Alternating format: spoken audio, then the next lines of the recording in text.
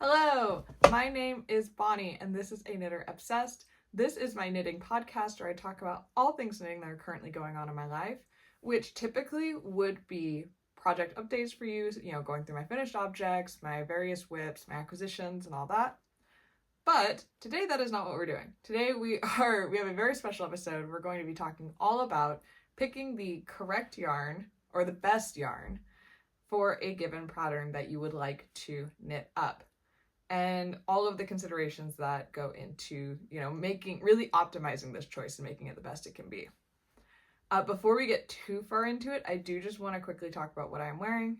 We are finally having some nice cooler weather here, which meant I got to break out a little bit of my knitting, which I was excited about. But I am wearing the Shift Cowl by Andrea Mowry. This is knit out of 3 different colors of Spin Cycle dyed in the wool yarn, which is their sport weight. And it's absolutely fun. It's all mosaic knitting, so you're only ever knitting with one color at a time for this one.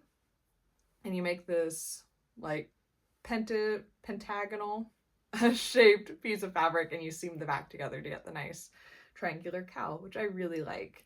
And this is really my favorite way to wear it. I'm wearing it over just a little graphic t-shirt with a men's shirt, and I think this is one of my favorite fall outfits. So very excited to get to wear that. But getting into the meat of the episode today, because I have a lot of information to get through, so I want to get right into it.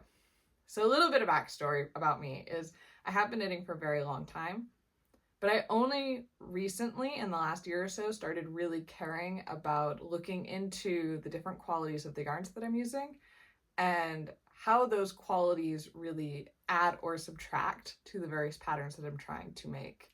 And since I started looking into this and started really thinking about it when choosing my yarns and my fibers and all of that, my projects have been immensely more successful than they were in the past. I'm getting more use out of them, they're wearing better, they are functioning the way that I need them to function, and it has been an absolute game changer in my knitting journey. And so I figured it was time to try and pass some of that knowledge forward so that it could potentially help some of you as well. And for a lot of you, this may be stuff you've already heard before, but sometimes it's good to, be reminded of it possibly, but also get a different perspective, get, a few new pieces in your tool belt, some new resources that you maybe haven't heard of before. So hopefully this is interesting to you. It's a lot of information to get through. I'm going to try and not get too deep and bogged down into it and keep it nice and concise. But if at any point through this you have any questions, I will be linking all of my resources that I used to research this video down below. And I will also be, checking in on the comments. So feel free to ask any questions down there, and I will try and answer. And I'm sure other people in this community who know the answers will be, checking out down there and trying to help out where they can as well, because it is a very big topic talking about yarn qualities and characteristics. So getting into it a little bit, there are a lot of considerations to think about when choosing your yarn. So the first question that we need to ask ourselves is, why are we substituting the yarn? So typically when you're looking at a pattern, a designer is going to have the yarn that they knit up the sample with, possibly a couple of different yarn options for a couple of different samples, and they will typically be recommending those yarns. And so those yarns knit on the needles that they knit them at is going to give you the effect of the sample pictures that you are seeing. And deviating is going to change the effect a little bit, most likely. And so when you go to substitute, it's good. You just need to know you are most likely going to get a slightly different effect than what you are seeing in the pattern pictures. And it is up to you. It is up to your substitute choice to determine how far off of that original pattern picture you end up getting. And the reasons we might be substituting are, maybe the yarn the designer recommended is discontinued. Maybe that yarn is out of your price range. Maybe you can't get it where you live. Maybe you just already have another yarn that you'd really like to use. Maybe you just don't like the yarn that they use. That's also an option. So there are a lot of different reasons we might be substituting yarn. And as long as you go into it sort of knowing what the considerations are and what the possible ramifications are, it's going to go great and you're going to have, great success. But we do need to figure out what those qualities are and what we need to be thinking about. So obviously the very first and most obvious question, and the one I think everyone knows to look into, is, are you meeting gauge? So is your yarn the same weight as what the pattern recommended? And are you able to reach the gauge that the designer asked for with that yarn? And like I said, I think we all know to do that. You're like, oh, it called for fingering weight pattern, or the pattern called for fingering weight yarn. Of course, I will just find some fingering weight yarn, and that should be great, and I, will hopefully meet gauge. But there are some considerations within that to make sure you actually hit the gauge that you're hoping for. You can't just go by whether it's a fingering weight, unfortunately. So, getting into that, let's talk about the yarn weights that we work with. There are several different yarn weights. We all know them. There's lace, fingering, sport, DK, worsted, Aran, bulky, and super bulky, or typically the 8 that I know of. There are a few different ways to categorize yarn weights, like, sometimes they go from like 0, 1, 2, and those sort of group them together in different ways. But the way I personally use is the fingering, DK, sport, that spectrum.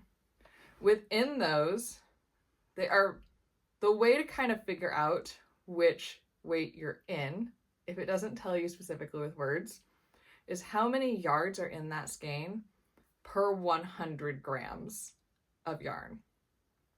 And there is a bit of a spectrum that all yarns fall in there.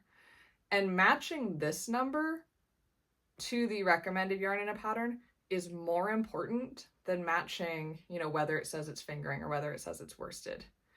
Because I'll go through the ranges right now, but there is a range within each category. So if the pattern recommended, say, a fingering weight yarn that's on the very high yardage range, like let's say it has, 480 yards per 100 grams, and you have a fingering weight yarn that's on the very low end of the yardage range. So let's say it has, 380 yards per 100 grams. Those are going to behave very, very differently. They're going to be very different densities, very different thicknesses of yarn, even though they both say fingering. So this calculation is probably the most important consideration to think about when actually substituting yarn. So I did some searching on the internet trying to find the standard ranges for yardages. And I do apologize, I am going by yardages. I am in the US, and that is how I think of my yarn. And it was going to be a little bit too much for my brain to convert all of these to meters. And that is just sort of, I apologize, that's just how my brain works. And that I'm just giving you that, I'll just let you know that up front. So there's no meters in any of this discussion. But basically within these ranges, I did a lot of Googling to try and find to see if there was a definitive yardage spectrum that, everyone is using, and there really isn't. Every website I went to, these yardages were just a little bit different. Everyone considered them a little differently, and that is a huge part of why you can't go by, the classification of, is this a, Aran weight yarn? You have to really compare yarns by yardages, otherwise it doesn't mean a bunch. But I did find these are sort of the ballpark ranges, and so within this you're in a good guessing ground if you look at these numbers about which weight of yarn you're using. So for lace weight, lace typically is anything with 550 yards per 100 grams or more. Within that, I would think of most lace weight yarns as being closer to 800 yards per 100 grams. So 550 yards per 100 grams would be a very heavy lace weight to me, bordering on maybe a very, very light fingering, but heavy lace probably. Whereas more like 800 yards, that's what you're looking at with your knitting for olive, soft silk mohairs and stuff like that. That's going to be more of that yardage that you're used to there. So for example, I have 2 lace weights in my stash as it is. I have a knitting for olive, soft silk mohair, and it has, per 25 grams, 225 meters. I lied, there's some meters. So 225 times 4, you're looking at about 900 meters per 100 grams. And so, that's a lot of yarn. It's way up there. In contrast, I have the Truffula Cashmere by Treehouse Knits, which is also considered a lace weight yarn, but it is considered a heavy lace weight based off of the label. And this one has 316 yards per 50 grams, so a little over 600 yards per 100 grams, which puts it in that lace weight category, but on the low end. And so these two are going to behave a little bit differently, and it's important to know that up front. Moving on to the fingering weight category, this one is categorized as 380 to 460 yards per 100 grams. And again, there is a lot of variance within that. So I'll use again for my own examples. I have the Knitting for Olive Merino, which this one is about 500 meters per 100 grams, which again, a little under that in yards, so 400 and something in yards. And then by contrast, I have this Cumbria fingering by the Fiber Co., which this is 328 yards per 100 grams. So more than 100, more than 100 yards difference in their yardage, and it will make a massive difference. In fact, the Cumbria fingering, by my calculations here, is getting into the sport weight category, but they have it labeled as fingering, so that's why looking at these numbers is important. The sport weight category goes anywhere from 300 to 360 yards. DK is going to be your 240 to 280 yards. Worsted, we're looking at 200 to 240. Aran, 120 to 180. Bulky, we have 100 to 120. And then your super bulky is going to be anything with less than 100 yards per 100 grams. And again, these are all ballpark. So it's and I use them for quick calculations in my head. So if something has anywhere in the 400s, I just tend to think of it as a fingering. If it's in the 300s, in my head, that's a sport weight. High 200s, mid to high 200s, I'm looking at DK, and so on. So I just use these as ballpark if I'm, just trying to come up with a quick estimate if I'm like at a yarn show or something. But if I'm trying to substitute, I'm going to look more into the nitty gritty of what that number is and really try and match them as well as I can. Unless I'm willing to do some math and make some gauge calculations, which is also okay. But for this conversation, we're just talking about trying to find the best one-to-one matches that we can. So, like I said, this is the very first thing that you want to consider. But it's not the only thing. So let's say you found a yarn you love. It's matching up pretty close yardage-wise. What's the next step? So the next thing that I would want to look at is the spin of that yarn. So how it was actually spun into yarn. And there are three, again, there's more options than this, but there are three main categories for this that are important to consider. So the first one, and one that you probably aren't going to get mixed up at all, because it's pretty unique, but it is unspun yarn. So unspun yarn, you're going to know it when it comes up. You're not going to accidentally end up with unspun yarn typically. So it'll usually come in a plate like this. This is my Manchalope yarn by Wool Dreamers. And unspun is just what it sounds like. It has no spin to it at all. And spin is what really gives the fibers strength and really holds them together. So if you're doing unspun, it's going to be able to just pull apart because there's no spin in the yarn, giving it that strength and giving it that resiliency to hold together, which can make it a bit of a challenge to work with, but it just takes some bit of adjusting like with anything else. So the qualities you're going to get with unspun yarn is it's incredibly lightweight. It's the least dense your yarn can be. And as such, it's not going to be particularly drapey. It is going to be extremely warm because of the amount of air trapped in all of those fibers. And when you wash it, it's going to bloom and really fill in all of those gaps and create a nice, cohesive fabric. It will, it tends to be a little more rustic feeling, quite a bit more rustic feeling typically. And a lot of that is in order for it to be unspun, you do have to have quite long, fibers in order to have them stay together without the spin. And so it will have more of that rustic feel. But it can be a really, really beautiful yarn to work with, and it will have a very specific effect. So you're not going to get like crazy high stitch definition, but you're going to get this very, very lovely light fabric. The next one, and the other two are woolen spun and worsted spun, and those you are probably more likely to encounter from, in your yarns that you're looking for. So woolen spun fibers are fibers that before they go to spin them in prepping the fiber, they do not line up all the fibers in the same direction before spinning them. So they allow the fibers to be sort of jumbled up and facing every which way.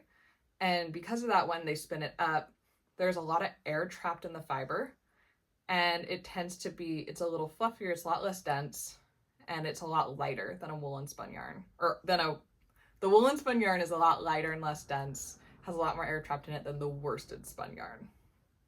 So because of this, because of all this air trapped in the fiber, because of this way of preparing the fiber, it is not going to be as dense.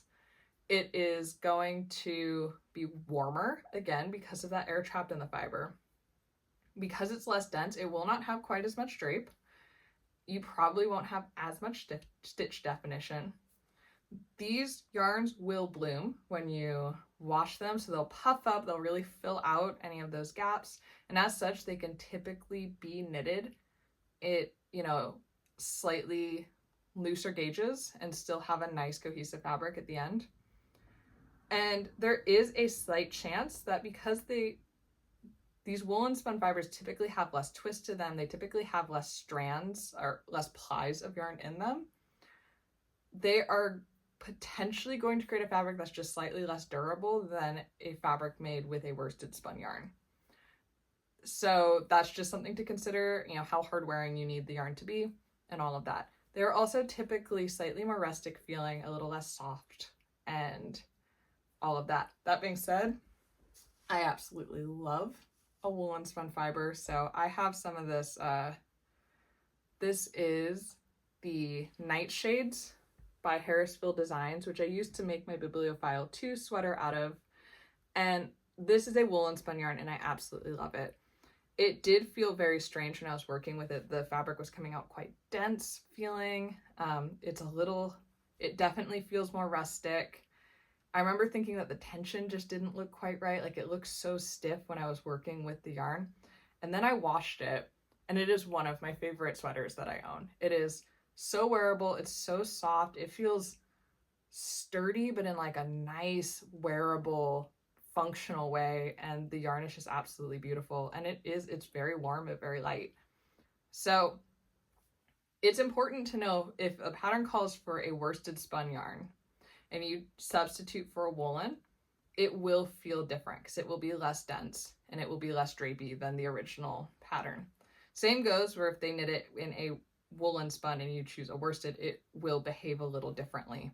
And so it's important to gauge swatch. It's important to see what actual fabric you're going to get, and just know that the feel of the finished garment will not be one-to-one comparable compared to what the designer made. So that leaves worsted spun yarns. In my experience, worsted spun yarns are the most available if you're looking around at commercially available yarns.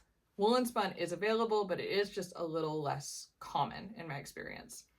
But worsted spun tend to be the ones that you're picking up. So these are going to have more plies. Typically, they are going to have a tighter twist on those plies, and they are going to have just an overall smoother, more even finish.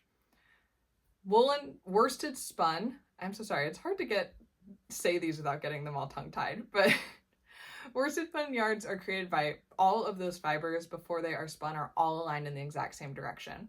And so this creates, like I said, that nice, even, smooth finish to the yarn. And because they're all in the same direction, like I said, they do get that tighter twist. More twist means more strength to the yarn.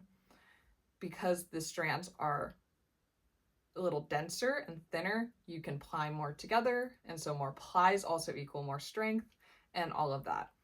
These tend to be more even because the fibers are all facing the same way. The strand is going to be more even from the get-go, even before blocking. Whereas woolen and unspun yarns typically even out more after the blocking process, which is why they can look a little bit thick and thin in the beginning before blocking. But worsted, you'll typically have it pretty even right from the jump. So you have that higher stitch definition. They are a little less warm because there's less air trapped in those fibers. They are going to be drapier, which is sometimes a good thing and sometimes not. It really depends on what you're going for. And they probably aren't going to have as much of that bloom after blocking. So you're going to have, your tension will even out and all that, but it's going to be less likely to kind of puff up and fill in all those gaps in a fabric on its own without having, you know, another yarn that you're carrying through with it, like a mohair or something. That does depend on the fiber. That's not a hard and fast rule, but, you know, just in general, that's sort of what we're considering. So, and again, it just, how it compares to what the designer designed is 100% going to depend on what spin they used in the first place. So it's just good to know the qualities of all of them. There are other options. So there are blown yarns, there are, you know, chainette yarns, there are other ways to construct yarns other than these, and those are all going to behave differently as well. But I could be talking about yarn for hours and hours and probably still not, you know, really even scratch the surface. So we're just going to leave it with these three for now so that this video doesn't go on for too long. All right, we have two more things to consider. We need to consider the number of plies in our yarn and what the actual fiber makeup of our yarn is. So going into plies really quick, I'm not going to spend too much time on this one, but the plies are the number of individual strands in your actual yarn. So there are some options here. You can have a single ply yarn. So for example, that I recently have been working on my sweater number 14 V-neck in Noro Rika, which is a single yarn, a single strand yarn. So single strand yarns do have a couple of qualities to consider. They are usually not going to have a ton of twist to them. And that is because single strand yarns have a tendency to possibly cause a bias in your knitting. So because there's nothing to even out sort of the tension that the twist puts in the yarn, there's no other strands, there's no anything to balance the tension in the yarn. Sometimes that tension can show up in your knitting and you'll see your stitches start to sort of take off in a direction and you'll see an actual, you know, a noticeable slant to your knitting. And this is much more likely if there's too much twist in the yarn itself. And so single strands, to counteract that, tend to have a lower twist to them. And so they can have a tendency because of that to pill and to get a little fuzzy and be just a little bit less stable than more plied alternatives. And so that's just something to know. It doesn't mean don't use it, because some of the benefits of single strand yarns is you get this very round strand of yarn because there's nothing, you know, twisting around it. And that can create really cool effects with your stitch definition, with, you know, how the yarn actually knits up and behaves, and be very stunning. In addition, a lot of single ply yarns are just really cool yarns. Like the Noro Rika is just a fun yarn to work with. It has all this color changing stuff, and yeah, it's just, they have their place. It's just important to know that more plies equals more strength, and so your single ply yarns are not going to be necessarily as strong or as, you know, have as much structural integrity as some other alternatives, and you just need to know that going into your project. Next, you have your 2-ply yarns, and one of the considerations to think about with 2-ply yarns is because there's only ever 2 plies, no matter how they are twisted, they're never perfectly round. It's always one yarn laying on top of another, and then, you know, it'll twist and it'll be one yarn next to each other. I'm not sure if I'm showing this correctly with my hands at all. But you're always going to have like stacked yarn, and it's going to be more of an oblong shape all the way down. And, you know, as it's twisted down. And that is going to, because it's not as round, it is going to create a little bit of a noticeable texture in your finished fabric. And typically you'll get like a little bit more of like a shadowy texture to the yarn in the finished fabric. However, it is fantastic for lace work because that oblong texture tends to hold open those eyelets just a little bit more than a more rounded texture does. So you just want to know going into a 2-ply yarn that it is going to have a slightly different finish to it. It's probably not going to be quite as smooth and polished, but that it, you know, it could be just the thing for a lace weight garment, or a lacy garment, not a lace weight garment, sorry. I tend to pick and choose 2-ply yarns carefully because I've had a couple of projects where I didn't quite like the texture that it gave, and I wanted more of that smooth texture. And so that is something that I keep an eye out for, and I just make sure I am aware of when I'm buying a 2-ply yarn, because sometimes I want it, sometimes I don't. Next, you're getting into 3-ply yarns. 3-ply, you're getting back into that nice rounded structure. It's going to feel much more balanced. The tension will be very even, typically in a 3-ply yarn as you're knitting with it. And you'll get more of that rounded effect. And then, 4, 5, 6 plies and up, same thing. You're just, the more you add, the more strength you're adding to the fabric with every ply. And you're going to be adding, more and more of that kind of rounded shape. And so nice, plump, round, multi-ply yarns, that's going to be really good for cables and more stitch definition like that, where you really want those cables to plump up and pop. You're going to want those more plies.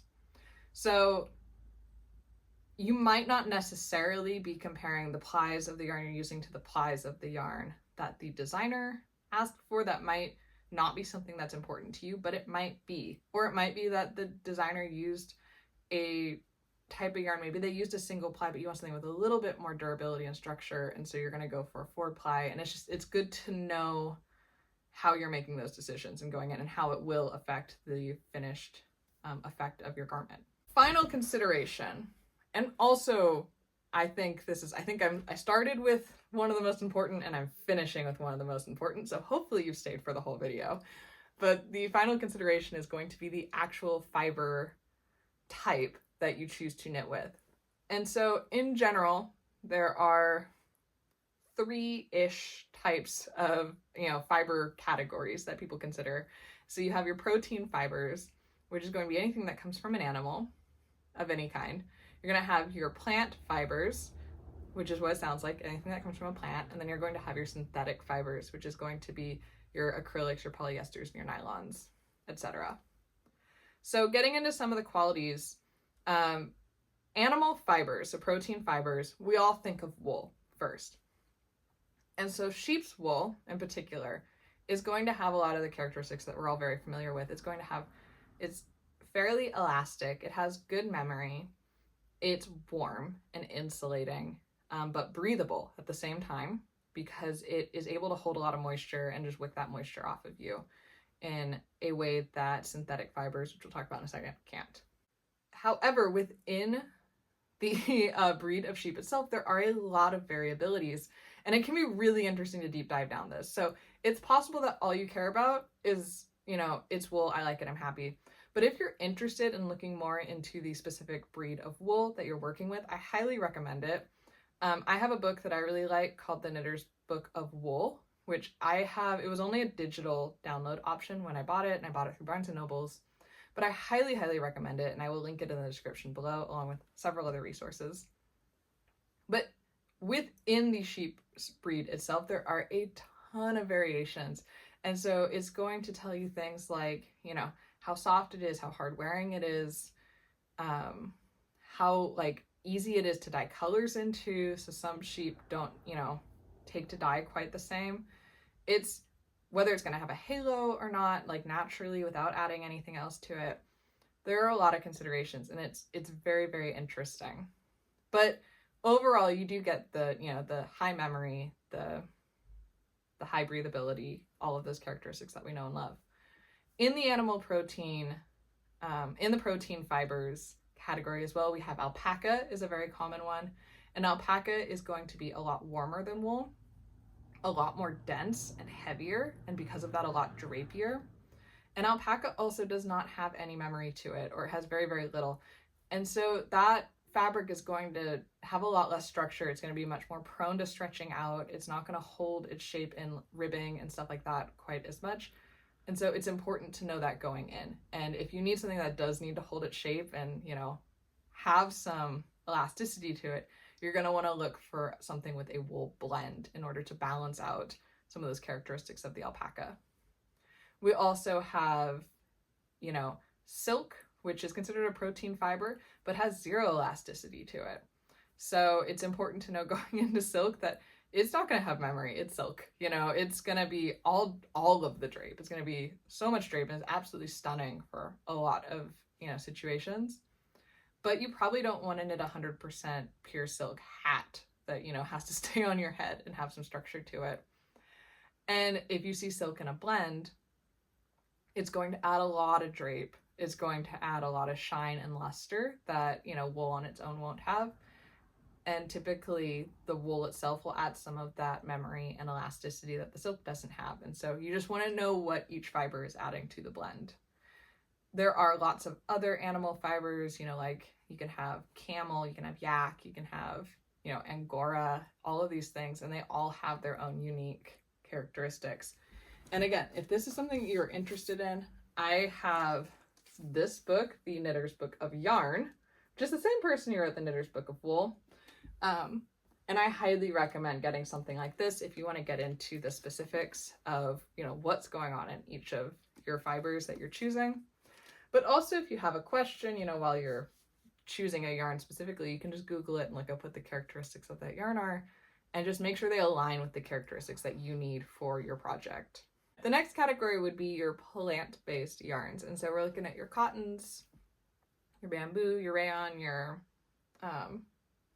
linens, you know, all of those guys. And so your main considerations with plant-based yarns is that they are not going to have the same elasticity. They're going to be quite a bit drapier and quite a bit more dense. And so your finished garment might be quite a bit heavier than with wool yarn or, you know, other animal-based fibers. They are, however, going to be much more cooling, so a lot less insulating, a lot less warm, and that can often be something that we're looking for, you know, more transitional pieces or summer pieces when we don't really want the insulating qualities of wool. They tend to also be quite moisture wicking, which is nice. And yes, so all of those things are great. It's just important to know that your, you know, plant-based fiber is not going to be a one-to-one substitution for an animal or protein-based fiber.